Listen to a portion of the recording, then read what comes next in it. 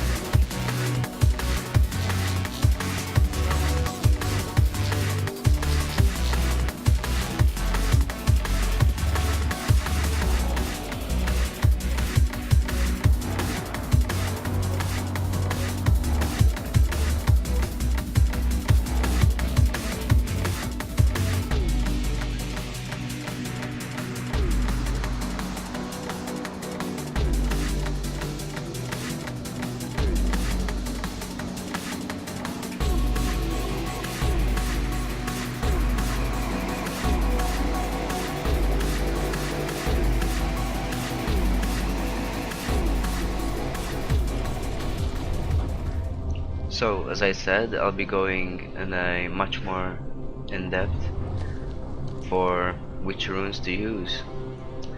Now, I'm using Crippling Wave as you saw because at times you can have a lot of enemies surrounding you, especially when you're playing on solo. So, you're gonna need to use Crippling Wave a lot, and it's very good.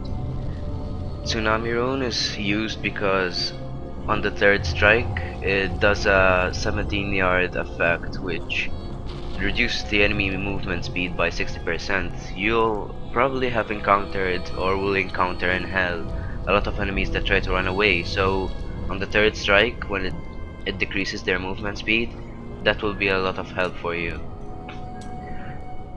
For Blinding Flash I'm using Self-Reflection, which increases the duration of how long the enemies are blinded for 4 seconds, which helps you a lot, you know, as you can see with those blue and gold mobs which have skills such as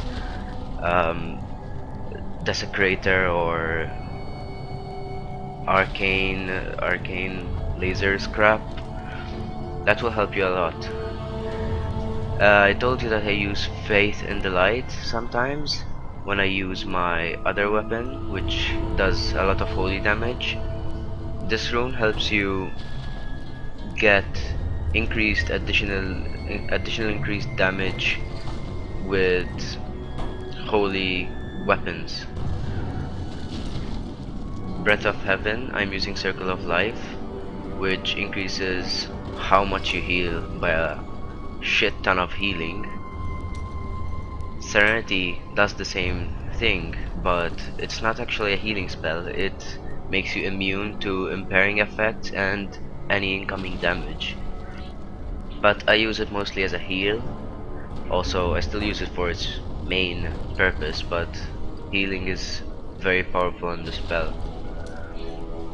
Sweeping Wind, I use Inner Storm, and Inner Storm, when you get to 3 stacks of Sweeping Wind, it starts regenerating spirits per second, so if you have to kite your enemies for a while, this will help you a lot.